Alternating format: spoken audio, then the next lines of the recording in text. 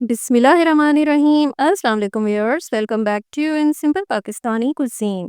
आज अपने व्यूअर्स के लिए लेकर आई हूँ चटपटे चटखारेदार से चपली कबाब की recipe.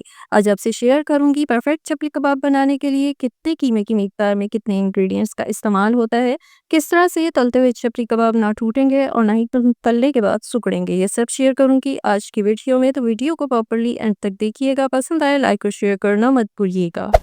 Hey there. Subscribe to my channel. And also press this bell icon. जी तो व्यूअर्स, यहाँ पे शुरू करती हूँ मैं चपली कबाब की रेसिपी को। स्क्रीन पे देख रहे हैं आप जो इंग्रेडिएंट्स, इनका इस्तेमाल करूँगी मैं कबाबों की कीमे में। मैंने लिए हैं 3 अदद टमाटर, 4 अदद दरमियाने साइज़ की प्याज, 5 से 6 हरी मिर्चें, थोड़ा सा धनिया, साथ में थोड़ा सा पुदीना। यहाँ अब मैं प्याज को रफली कट करके डाल रही हूँ चॉपर मशीन में। कीमे में डालने के लिए प्याज को या तो चॉप कर लें या फिर इसको कद्दूकश करके और पानी निचोड़ के कबाबों की कीमे में शामिल करना है, ताकि कबाब जो है तलते हुए टूटे ना। यहाँ अपने व्यूअर्स को मैं दिखा दूँ कि चपली कबाब बनाने के लिए मैंने बीफ का कीमा लिया है, जिसकी मिकदार 1 किलो है। कीमे को इससे ज़्यादा बारीक नहीं करना। मैं आपसे यहाँ पे 1 किलो कीमे के कबाब बनाने की रेसिपी शेयर कर रही हूँ। रूखा कीमा लिया है मैंने, इसमें चर्बी बिल्कुल भी शामिल नहीं है।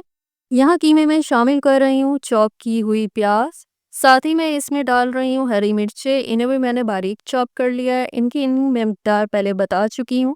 साथ डाल रही हूँ टमाटर, इनको भी बारीक चॉप करके डालना है।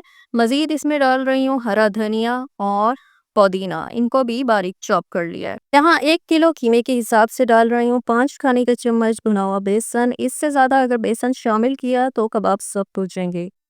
मज़ीद शामिल कर रही हूँ कुटा हुआ साबुत धनिया 1.5 खाने का चम्मच, कुटा हुआ ज़ीरा 1 चाय का चम्मच, कुटी हुई सूख मिर्च 1 खाने का चम्मच और नमक इसमें हस्बे ज़ायका शामिल करना है।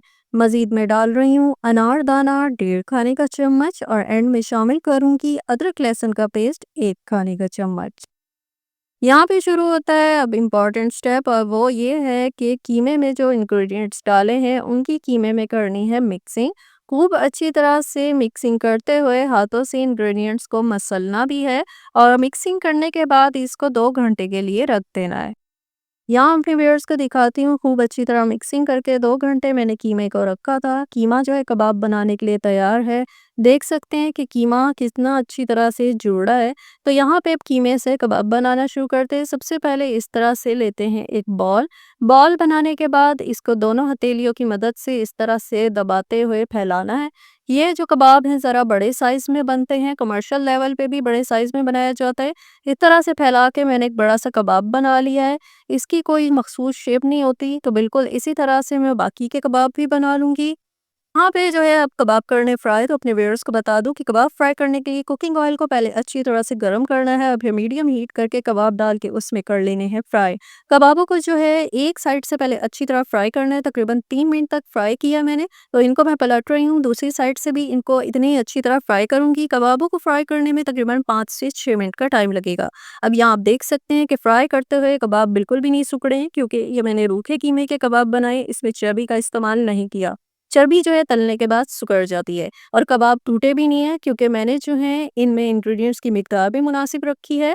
और जी यहाँ पे दिखाऊं तो कबाब हमारे अच्छी तरह से फ्राई होके रेडी हो गए हैं। बहुत अच्छी तरह कबाब जो है पक के तैयार हुआ है। ऊपर से ये मज़ेदार भी है, क्रिस्पी भी बना है और अंदर से इसका जो गोश्त है गल गया है।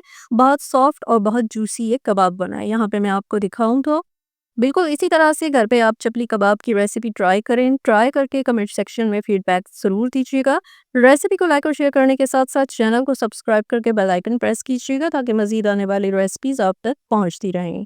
फिर आपके लिए एक नई मज़ेदार सी रेसिपी लेकर आऊँगी। अपना ख्याल रखिएगा। अल्लाह हाफ़िज़।